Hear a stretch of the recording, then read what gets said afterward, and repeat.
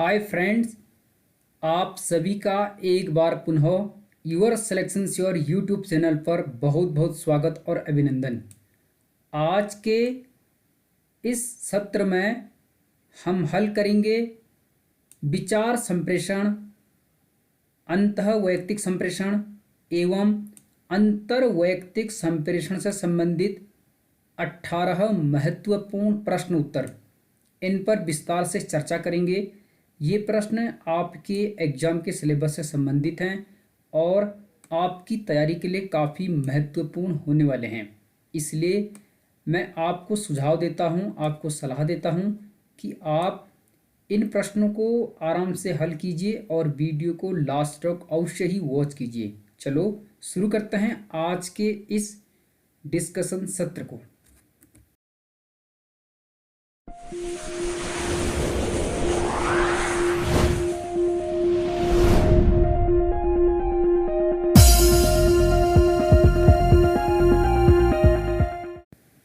आप वीडियो को आराम से अंत तक देखिए, इन प्रश्नों को हल करने की कोशिश कीजिए। आपके लिए ये प्रश्न काफ़ी महत्वपूर्ण होने वाले हैं।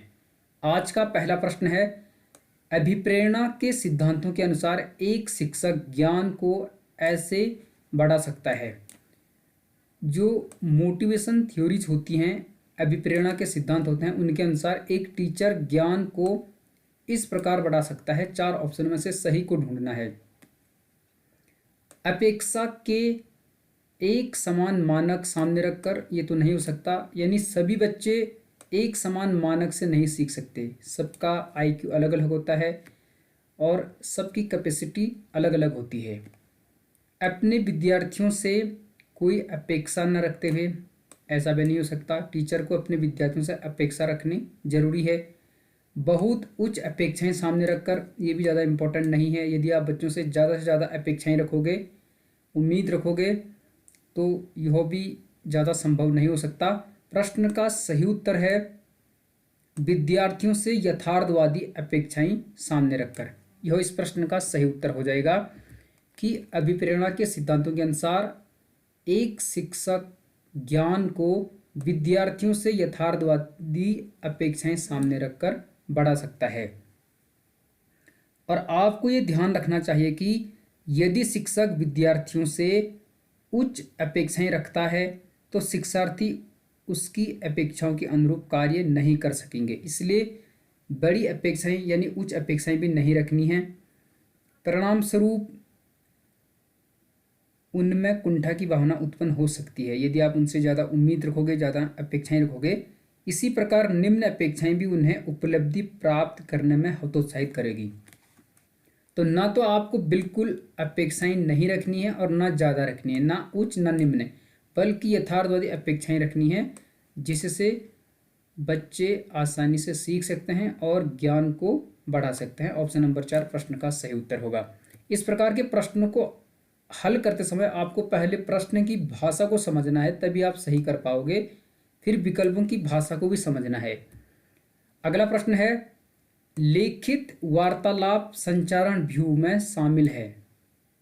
लिखित वार्तालाप संचारण व्यू, ठीक है, इसमें क्या शामिल है? अंग्रेजी में इसे कहेंगे practical knowledge of language. Practical knowledge of language, algorithm, decision table, उपरोक्त दोनों या उपरोक्त में से कोई नहीं। तो लिखित वार्तालाप संचारण व्यू यानी प्रैक्टिकल नॉलेज ऑफ लैंग्वेज में ये दोनों शामिल हैं, एल्गोरिदम भी और डिसीजन टेबल भी। यदि कभी प्रश्न पत्र में, परीक्षा में इस प्रकार का कोई विकल्प आता है जिसमें उपरोक्त दोनों ऑप्शन हो, एक या दो प्रश्न अगर इस प्रकार के आते हैं, तो कॉमन सेंस की बात होती है कि लगभग अधिकांश तो ये संभावना होती है कि उसका उत्तर यही हो सकता है। 100% हम नहीं कह सकते, लेकिन चांस होते हैं कि उसका उत्तर वही होगा। तो आपको ये ध्यान में रखना है।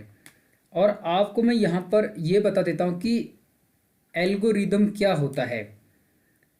तो एल्गोरिदम किसी भी समस्या का चरणबद्ध तरीके से समाधान निकालने की प्रक्रिया को कहते हैं। कोई समस्या होती है तो उसका चरणबद्ध तरीके से समाधान निकालने को एल्गोरिथम कहते हैं। जिसके जरिए हम पहले प्रॉब्लम को छोटे छोटे हिस्सों में बांटकर उसे सॉल्व करते हैं। ठीक है, जैसे यदि आप चाय बनाना चाहते हैं तो सबसे पहले आप गैस ऑन करोगे, फिर पानी रखोगे किसी बर्तन में, पानी उबलेगा, फिर उसमें चाय पत्ती डालोगे, फिर उसमें चीनी डालोगे, फिर गैस को बंद करोगे, फिर चाय हल्की सी ठंडी हो जाएगी, फिर उसको कप या गिलास में डालोगे, फिर उसे पियोगे। तो ये एक चरणबद्ध तरीके से है। ठीक है, तो इसे कहते हैं एल्गोरिथम। तो इसमें एल्गोरिथम और डिसीजन टेबल दोनों आएंगे लिखित वार्तालाप संचरण व्यू में, अर्थात प्रैक्टिकल नॉलेज ऑफ लैंग्वेज। इसमें आपको ये ध्यान में रखना है, इस प्रकार के प्रश्न पूछे जाते हैं। आराम से प्रश्न को हल करिए आप। कुल 18 प्रश्न हैं, ध्यान से वीडियो को लास्ट तक वॉच कीजिए। अगला प्रश्न है, एक अच्छे वार्तालाप संचारण में जरूरी है। एक गुड कम्युनिकेशन में क्या जरूरी है? विचारों की स्पष्टता, नाटकीय प्रस्तुति, यह तो नहीं हो सकता। नरम आवाज में बोलना, यानी विनम्र होकर कोमल आवाज में, नरम आवाज में, ये भी ज़्यादा इम्पोर्टेंट नहीं है। रुके बिना बोलना, यानी बिना रुकावट के बोलना, ये भी ज़्यादा इम्पोर्टेंट नहीं है। प्रश्न का एकदम सही उत्तर है ऑप्शन नंबर 1, विचारों की स्पष्टता। तो एक अच्छे वार्तालाप संचारण में जरूरी है विचारों में स्पष्टता या विचारों की स्पष्टता। जब आपके विचार स्पष्ट होंगे तो आप एक गुड कम्युनिकेशन कर पाओगे, एक अच्छा वार्तालाप कर पाओगे, एक अच्छी चर्चा कर पाओगे। ठीक है, तो ये आपको ध्यान में रखना है, इस प्रकार के प्रश्न पूछे जाते हैं। समझ गया? तो इसलिए जो एक वार्तालाप होती है वह दो या दो से अधिक व्यक्तियों के बीच विचारों, भावनाओं, सूचनाओं का आदान प्रदान होता है। तो विचारों की स्पष्टता होनी चाहिए एक अच्छे वार्तालाप में, यह आपको ध्यान में रखना है। अगला प्रश्न है, यहाँ पर पूछा गया है, वर्ग शिक्षण में सूचना माध्यम वर्ग से दूर रहना और चले जाने को प्रभावित करता है। प्रश्न की भाषा थोड़ा सा क्लिष्ट है, कठिन है, आप प्रश्न की भाषा को समझिए। मैंने इसे हाईलाइट भी किया है। वर्ग शिक्षण में, इसका मतलब ये हुआ क्लासरूम में, ग्रुप टीचिंग, क्लास टीचिंग आप कह सकते हैं, जो कक्षा में टीचर पढ़ाता है, वर्ग शिक्षण या ग्रुप टीचिंग आप उसे कह सकते हो। तो वर्ग शिक्षण में सूचना माध्यम वर्ग, सूचना माध्यम वर्ग कौन होगा कक्षा में? टीचर, जो सूचना देगा। सूचना का माध्यम कौन होगा उसमें? टीचर होगा। तो वर्ग शिक्षण में यानी कक्षा शिक्षण में टीचर से दूर रहना, यानी कोई बच्चा बहुत सबसे पीछे बैठता है, लास्ट की बेंच पर बैठता है, और यदि टीचर अच्छा नहीं पढ़ा रहा है, बच्चे को अच्छा नहीं लग रहा है, तो वह क्लास को छोड़कर चले जाता है। तो यह प्रभावित करता है। इससे आप सहमत हैं? कह नहीं सकते, सहमत नहीं है, उपरोक्त में से कोई नहीं। सही उत्तर को हमें ढूंढना है। प्रश्न का सही जवाब है सहमत हैं। ठीक है, यदि आप क्लास में टीचिंग कर रहे हैं, आप वहाँ पर सूचना का माध्यम वर्ग हैं, कोई बच्चा आपकी क्लास में सबसे लास्ट वाली बेंच पर बैठा है, यहाँ बैठा है, और उस बच्चे को आपका पढ़ाना अच्छा नहीं लग रहा है, तो वह क्लास छोड़कर चला जाएगा। तो हम इससे क्या है? सहमत हैं। ठीक है, ऐसे आपको समझना है। तो इसका मतलब है कि वह अध्यापक की बातों से सहमत नहीं है और अचानक कक्षा छोड़कर बाहर चला जाता है। तो ये आपको ध्यान में रखना है। यदि अध्यापक कक्षा में सूचना संप्रेषित कर रहा है तथा विद्यार्थी कक्षा में पीछे वाली बेंच पर बैठा है, ऐसे आपको प्रश्न की भाषा पर ध्यान देना है कि वास्तव में प्रश्न क्या पूछ रहा है, तभी आप सही उत्तर को हिट कर पाओगे। अगला प्रश्न है, व्याख्यान में अच्छा वार्तालाप संचारण होगा यदि अध्यापक, व्याख्यान यानी लेक्चर में अच्छा वार्तालाप संचारण होगा यदि अध्यापक। तो कोई टीचर लेक्चर दे रहा है तो अच्छा कम्युनिकेशन यानी अच्छा वार्तालाप, अच्छा डिस्कशन संचारण होगा यदि अध्यापक तैयार नोट में से पढ़ाएंगे। क्या ये इसका उत्तर हो सकता है? पूर्व तैयारी कर नोट बनाएंगे और उनका मार्गदर्शक के रूप में इस्तेमाल करेंगे, सहसा वक्तव्य देंगे, या अन्य विषयों में से दृष्टांत लेकर सहसा वक्तव्य देंगे। आप वीडियो को पॉज कर लीजिए प्रश्नों को हल करने के लिए। इसका सही उत्तर है आप चारों ऑप्शन को पढ़िए कि आप क्या करोगे इसका सही उत्तर, कि व्याख्यान में अच्छा वार्तालाप संचारण होगा यदि अध्यापक, सही उत्तर है इसका अन्य विषयों में से दृष्टांत लेकर सहसा वक्तव्य देंगे, तो व्याख्यान में अच्छा वार्तालाप संचारण होगा। इससे यह तात्पर्य हुआ कि मैं आपको बता देता हूं यहाँ पर, एक कुशल अध्यापक विद्यार्थियों के पूर्व अनुभव के साथ साथ अन्य विषयों से संबंधित उदाहरण प्रस्तुत कर व्याख्यान को रोचक तथा प्रभावशाली बनाता है। तो जो एक अच्छा टीचर होता है वह क्या करता है, पहले बच्चों के पूर्व ज्ञान को जांचता है, उनके अनुभव के साथ साथ अन्य विषयों को कोरिलेट करता है, संबंधित उदाहरण प्रस्तुत करता है और उस लेक्चर को रोचक तथा प्रभावशाली बनाता है। इसके लिए आवश्यक होता है कि एक अध्यापक को अपने विषय का पूर्ण ज्ञान होने के साथ साथ अन्य विषयों की भी पर्याप्त समझ हो। और आप जानते हैं कि एक टीचर को मनोविज्ञान का भी पूर्ण जानकारी होनी चाहिए, यानी साइकोलॉजी का नॉलेज टीचर को होना चाहिए, अन्य विषयों का भी थोड़ा सा नॉलेज होना चाहिए, ताकि वह दूसरे विषय से भी कोई उदाहरण, कोई दृष्टांत लेकर, कोई कंटेंट लेकर उस विषय को, उस लेक्चर को प्रभावशाली और रोचक बनाए, जिससे बच्चों को पढ़ने में आनंद आए और उससे वह अच्छे से समझ सकें। मुझे लगता है आप अच्छे से प्रश्न को समझ चुके होंगे। अगला प्रश्न है, आवश्यक कौशल और दक्षता कौशल हासिल करने के तरीके में शामिल हो सकते हैं। आवश्यक कौशल यानी इम्पोर्टेंट स्किल और दक्षता हासिल करने के तरीके में शामिल हो सकते हैं। स्व शिक्षा कार्यक्रम यह हो सकता है, शैक्षणिक पाठ्यक्रम यह भी हो सकता है, सलाह और अनुशिक्षण का संबंध यह भी हो सकता है। प्रश्न का सही उत्तर है उपरोक्त सभी। तो आवश्यक कौशल और दक्षता हासिल करने के तरीके में स्व शिक्षा कार्यक्रम, शैक्षणिक पाठ्यक्रम, सलाह और अनुशिक्षण का संबंध शामिल हो सकते हैं। इस प्रकार ऑप्शन नंबर 4 इसका सही उत्तर है। ये प्रश्न ज़्यादा कठिन नहीं है, आप इसे आसानी से समझ सकते हैं।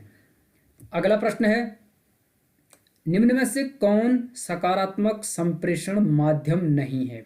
प्रश्न को ध्यान से देख लीजिए, पॉजिटिव कम्युनिकेशन का मीडियम नहीं है। प्रश्न में क्या पूछा गया, नहीं है। तो सकारात्मक संप्रेषण माध्यम नहीं है इनमें से ज़्यादा वैयक्तिक होना, दोनों पक्षों को तत्काल पुनर्निवेश, टनेल दृष्टि या समाधान की शीघ्र प्राप्ति। अब आपको प्रश्न समझना है, तो इनमें से कौन सकारात्मक संप्रेषण माध्यम नहीं है। प्रश्न का सही उत्तर है ज़्यादा वैयक्तिक ना होना। ये सकारात्मक संप्रेषण का माध्यम नहीं है। यदि आप ज़्यादा वैयक्तिक होंगे तो यह मे बी निगेटिव कम्युनिकेशन होगा, सकारात्मक संप्रेषण नहीं होगा। ठीक है, यह आपको ध्यान में रखना है। और यहाँ पर आपको ये भी समझना है कि कई बार दोनों पक्षों को तत्काल पुनर्निवेश, यानी जो दोनों पक्ष हैं उनको तत्काल री इन्वेस्टमेंट।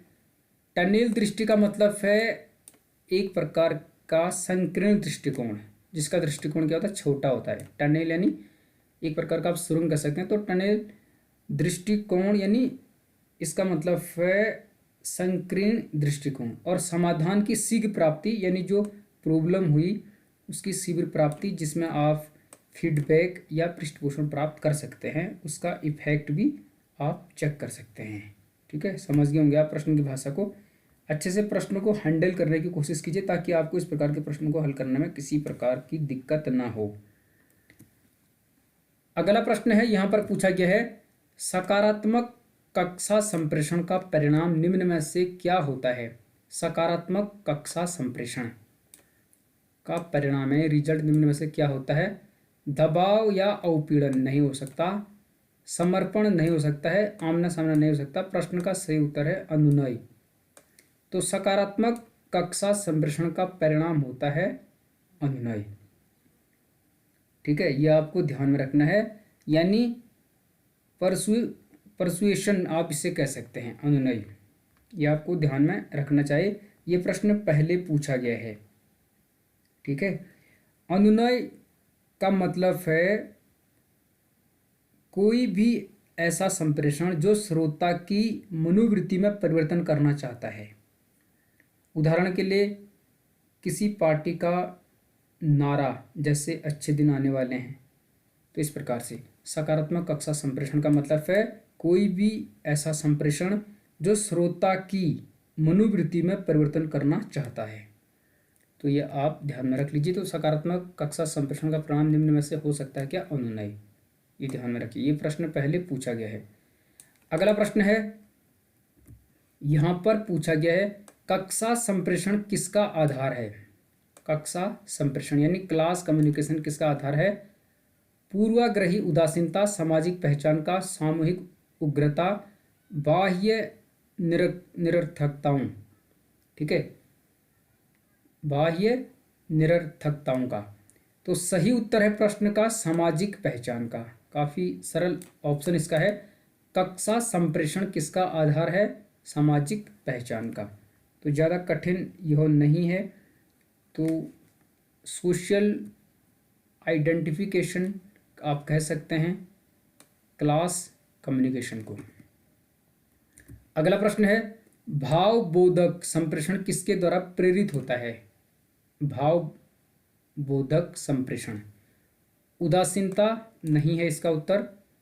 कूट लेखक यानी एनकोडर के व्यक्तित्व की विशेषताएं यह भी नहीं है। कूट लेखक यानी कूटानुवादक जो कूट को डिकोड करता है, डिकोडर जिसे कहते हैं। कोडिंग और डिकोडिंग आपने सुना होगा। अनुबंध यह भी नहीं है। प्रश्न का सही उत्तर है उग्रता। तो भावबोधक संप्रेषण किसके द्वारा प्रेरित होता है? उग्रता। उग्रता यानी फिरोसिटी आप इसे कह सकते हैं। समझ गया आप? फिरोसिटी जिसे प्रचंडता या खूंखारपन आप इसे कह सकते हैं। तो इसका उत्तर क्या होगा? उग्रता, ऑप्शन नंबर 2। ठीक है, भावबोधक संप्रेषण इसके द्वारा प्रेरित होता है। अगला प्रश्न है, अशाब्दिक संप्रेषण के लिए आवश्यक शर्त है। एक होता है शाब्दिक संप्रेषण यानी वर्बल, और एक होता है अशाब्दिक संप्रेषण यानी नॉन वर्बल। तो इसके लिए आवश्यक शर्त है, मौखिक संप्रेषण होता है, अमौखिक होता है, शाब्दिक होता है, अशाब्दिक होता है, जिसमें कोई संकेत हो सकते हैं, नाटक हो सकता है, कला हो सकता है, कोई चित्र हो सकता है। किसी भी प्रकार से आप वहाँ पर संप्रेषण कर सकते हैं यानी कम्युनिकेशन कर सकते हैं। यह आपको ध्यान में रखना है। तो ऑप्शन को देखिए ध्यान से। प्रेषक व ग्राही दोनों शारीरिक रूप से स्वस्थ होने चाहिए, ये इतना इम्पोर्टेंट नहीं है। ग्राही की मानसिक योग्यता उच्च होनी चाहिए, ज़्यादा इम्पोर्टेंट नहीं। प्रेषक की भाषा दक्षता उच्च होनी चाहिए, ये भी ज़्यादा इम्पोर्टेंट नहीं। प्रश्न का सही जवाब है प्रेषक व ग्राही दोनों एक ही सांस्कृतिक परिवेश के होने चाहिए। यह अशाब्दिक संप्रेषण के लिए आवश्यक शर्त है। आवश्यक शर्त क्यों है ये भी आपको यहाँ पर समझना होगा, क्योंकि अशाब्दिक संप्रेषण कैसे होगा? संकेतों के माध्यम से, कोई नाटक के माध्यम से, मूक रूप से हो सकता है, कोई चित्र के माध्यम से, कोई कला के माध्यम से हो सकता है, यानी कई तरीके हो सकते हैं इसके। ठीक है, और आपको यहाँ पर ये ध्यान में रखना है कि जब अशाब्दिक संप्रेषण होगा तो जो प्रेषक है यानी जो सेंडर है, जो मैसेज को प्रेषित करेगा, और जो उसे रिसीव करेगा यानी जो ग्राही है, यदि उन दोनों की संस्कृति एक ही परिवेश की होगी, एक ही कल्चर होगा, एक ही भाषा, एक ही बोली होगी उनकी, तो वो एक दूसरे को आसानी से समझ पाएंगे, क्योंकि वहाँ पर संकेत हैं, भाषा का यूज नहीं हो रहा है, अशाब्दिक है, नॉन वर्बल है। तो जब एक ही सांस्कृतिक परिवेश होगा, एक प्रकार की भाषा होगी, एक ही प्रकार की बोली होगी, रहन सहन लगभग समान होगा, तो वो एक दूसरे को आसानी से समझ पाएंगे उनके संदेशों को। इसलिए ऑप्शन नंबर 3 इसका सबसे बेस्ट आंसर है। अगला प्रश्न है, निम्न में से कौन सा सिद्धांत प्रभावी संप्रेषण से संबंधित नहीं है? प्रश्न में क्या पूछा गया है? नहीं है। प्रभावी संप्रेषण, स्पष्टता, अवधान, समन्वय, पदानुक्रम, यह नहीं है। पदानुक्रम प्रभावी संप्रेषण से संबंधित नहीं है। बाकी स्पष्टता यानी क्लियरिटी, अवधान यानी अटेंशन, समन्वय यानी कोऑर्डिनेशन, ये तीनों सिद्धांत प्रभावी संप्रेषण से संबंधित हैं, लेकिन पदानुक्रम इससे संबंधित नहीं है। ऑप्शन नंबर 4 प्रश्न का सही उत्तर होगा। अगला प्रश्न है, निम्न में से कौन सा संप्रेषण कौशल के मूल्यांकन का सर्वाधिक उपयुक्त प्राचल, जिसे अंग्रेजी में पैरामीटर कहते हैं, है? तो कौन सा संप्रेषण कौशल के मूल्यांकन का, संप्रेषण कौशल यानी कम्युनिकेशन स्किल के मूल्यांकन का सर्वाधिक उपयुक्त पैरामीटर है? आप कम्युनिकेशन स्किल का मूल्यांकन कर रहे हैं, इवैल्यूएशन कर रहे हैं, तो सर्वाधिक उपयुक्त पैरामीटर कौन सा होगा? पृष्ठपोषण यानी फीडबैक, सरल भाषा, अवरोध मुक्त संप्रेषण, आमने सामने का संपर्क। देखा जाए तो आपको सभी अच्छे लग रहे हैं, लेकिन हमें प्रश्न में क्या पूछा गया है? संप्रेषण कौशल के मूल्यांकन का, और मूल्यांकन कब आता है? सबसे अंत में। इसी प्रकार जो संप्रेषण के चरण होते हैं, ठीक है, संप्रेषण के जो तत्व होते हैं उनमें फीडबैक सबसे लास्ट में आता है, पृष्ठपोषण सबसे लास्ट में आता है, इसलिए यही इसका उत्तर होगा। तो संप्रेषण कौशल के मूल्यांकन का सर्वाधिक उपयुक्त पैरामीटर है पृष्ठपोषण या फीडबैक। इसके बाद इसका प्रभाव देखा जाता है कि वास्तव में फीडबैक क्या मिला। किसी सेंडर ने यानी किसी प्रेषक ने कोई मैसेज भेजा और रिसीवर ने उसे रिसीव किया, चाहे वो किसी भी माध्यम से भेजा हो, तो लास्ट में ये रिसीवर क्या करेगा? फीडबैक देगा इसको, ठीक है। इसने कोई बात बोली, अगर ये समझ जाएगा अच्छे से तो इसका फीडबैक देगा। तो इट मीन्स यह संप्रेषण कौशल के मूल्यांकन का सर्वाधिक बेस्ट या उपयुक्त पैरामीटर होगा। ऑप्शन नंबर 1 प्रश्न का सही जवाब है। अगला प्रश्न है, यहां पर पूछा गया है संचार प्रक्रिया में निम्न में से कौन सा चरण पहले आता है? जो संचार की प्रक्रिया होती है यानी कम्युनिकेशन प्रोसेस होता है, कम्युनिकेशन जो स्किल होते हैं, कम्युनिकेशन प्रक्रिया होती है, उनमें सबसे पहला चरण इन चारों में से, चरण तो बहुत होते हैं लेकिन इन चारों में से पहले कौन सा आता है? संचारण, कूटानुवाद, समझना या कूट लेखन? ध्यान से देख लीजिए, संचारण नहीं हो सकता है, कूटानुवाद ये तो बाद में आएगा, यानी कूट का अनुवाद करना, जैसे कोड को डिकोड करना, आपने कोई कोड बनाया और दूसरे ने उसे डिकोड किया, तो ये तो बाद में आएगा। समझना यानी परसेप्शन या अंडरस्टैंडिंग, ये भी बाद में आएगा। सबसे पहले आएगा इन चारों में से कूट लेखन यानी कोडिंग। जब आप कोडिंग करोगे, कोड बनाओगे, तब आप उसे भेजोगे किसी माध्यम से, फिर वह रिसीवर के पास जाएगा, रिसीवर उसे कूटानुवाद करेगा यानी डिकोड करेगा, फिर उसका पृष्ठपोषण यानी फीडबैक देगा, ठीक है। तो मैंने यहाँ पर इसके सारे चरण बताए हैं, सारे तत्व बताए हैं संचार प्रक्रिया के। तो सबसे पहले होता है स्रोत या जिसे प्रेषक कहते हैं। सबसे पहले पहला चरण यही होता है, यहाँ से कई बार प्रश्न बनता है, इसे सोर्स या सेंडर आप कह सकते हैं। सोर्स या सेंडर यानी स्रोत या प्रेषक, जो सबसे पहले भेजेगा, सेंडर। दूसरा है संकेतन, जिसे एनकोडिंग कहते हैं या कोडिंग भी आप इसे कह सकते हैं, संकेतन। समझ गया आप?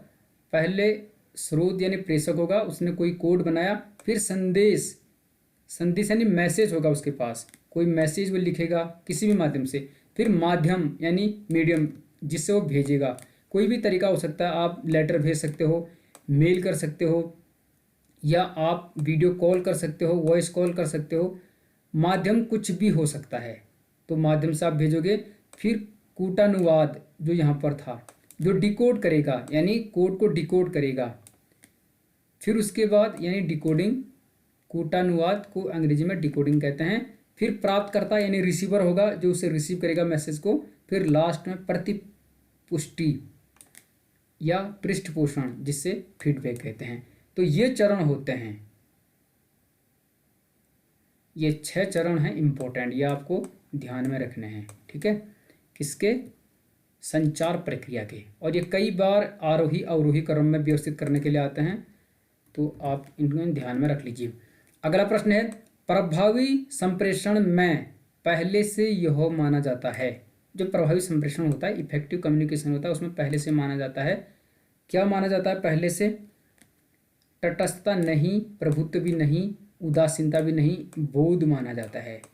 बोध यानी परसेप्शन या अंडरस्टैंडिंग आप कह सकते हैं। तो प्रभावी संप्रेषण में पहले से यह माना जाता है क्या? बोध। ये आपको ध्यान में रखना है, और ये प्रश्न पहले आ चुका है। आखिरी के प्रश्न की तरफ हम बढ़ रहे हैं, ध्यान से आप वॉच कर लीजिए। यहाँ पर पूछा गया है, शिक्षक छात्र संप्रेषण प्राय होता है। शिक्षक और छात्र के मध्य जो संप्रेषण होता है यानी टीचर स्टूडेंट्स कम्युनिकेशन, वो प्राय होता है, अप्रमाणिक नहीं हो सकता, विवेचनात्मक नहीं हो सकता है, प्रतिरोधात्मक भी नहीं हो सकता, यह होता है उपयोगितावादी। तो टीचर और स्टूडेंट्स का जो संप्रेषण होता है वह होता है उपयोगितावादी। उपयोगितावादी को अंग्रेजी में कहते हैं यूटिलिटेरियन। यूटिलिटेरियन कम्युनिकेशन होता है शिक्षक और छात्र के मध्य कक्षा में। ऑप्शन नंबर 3 इसका सही उत्तर होगा। और यदि आपको ये वीडियो अच्छी लग रही है, ये प्रश्न आपके लिए इम्पोर्टेंट हैं, तो आप अवश्य ही नीचे लाइक का बटन दिया गया है, डिसलाइक का बटन दिया गया है, तो जैसे भी आपको वीडियो लग रही है आप अवश्य ही लाइक या डिसलाइक कीजिए और कमेंट अवश्य कीजिए, क्योंकि आपका एक लाइक, आपका एक कमेंट हमें अगली वीडियो के लिए प्रोत्साहित करता है और हम नई वीडियो को और जोश से बनाते हैं। बाकी हमें आपके लाइक और कमेंट से कुछ नहीं मिलता। Please 1 like 1 comment. अगला प्रश्न है, कक्षा संचार को सामान्यतः क्या माना जाता है? जो क्लास कम्युनिकेशन होता है उसे सामान्यतः क्या माना जाता है? प्रभावशाली नहीं माना जाता, भावात्मक भी नहीं, अचयनित भी नहीं, इसे माना जाता है संज्ञानात्मक। ठीक है, क्लास कम्युनिकेशन को सामान्यतः क्या माना जाता है? संज्ञानात्मक माना जाता है। इस प्रश्न को आप ध्यान से समझ लीजिए। ठीक है, इसी प्रकार के प्रश्न पूछे जाते हैं और ये प्रश्न पहले आए भी हैं। क्यों माना जाता है? क्योंकि जो कक्षा संप्रेषण होता है, कक्षा संचार होता है, उसमें ज्ञानार्जन से संबंधित प्रक्रिया होती है, इसलिए उसे संज्ञान कहते हैं। क्योंकि उसमें ज्ञान अर्जित किया जाता है, यानी ज्ञानार्जन से संबंधित प्रक्रिया होती है, इसलिए उसे संज्ञान कहते हैं। तो इसका सही उत्तर हो गया संज्ञानात्मक। तो कक्षा संचार को सामान्यतः संज्ञानात्मक माना जाता है। इसका उत्तर होगा ऑप्शन नंबर 3। आखिरी प्रश्न ये रहा आज का। यहाँ पर क्या पूछा गया है देख लीजिए। किसी शिक्षक का कक्षा में संप्रेषण किस सिद्धांत पर आश्रित होता है? कोई टीचर है तो कक्षा में उसका जो संप्रेषण है, उसका जो कम्युनिकेशन है, वह किस सिद्धांत पर आश्रित होता है, यानी डिपेंड होता है। इन्फोटेनमेंट नहीं होता, मनोरंजन नहीं होता, ज्ञानोदय नहीं होता। प्रश्न का सही उत्तर है एजुटेनमेंट। तो कक्षा में संप्रेषण एजुटेनमेंट सिद्धांत पर आश्रित होता है किसी भी टीचर का। ठीक है, ये आपको ध्यान में रखना है। एजुटेनमेंट में क्यों होता है? क्योंकि टीचर बच्चों को क्या करता है? एजुकेट करता है कक्षा में। समझ गया आप? कक्षा में टीचर बच्चों को एजुकेट करता है, इसलिए इसे एजुटेनमेंट कहते हैं। वहाँ पर टीचर बच्चों को नॉलेज देता है, इसलिए आप इससे क्या कह सकते हैं? एजुटेनमेंट।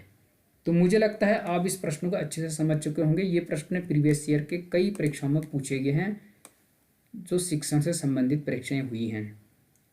और यदि ये वीडियो आपको अच्छी लगी, आपके लिए प्रभावशाली रही, आपने कुछ सीखा इससे, तो अवश्य ही आप इसे लाइक कीजिए।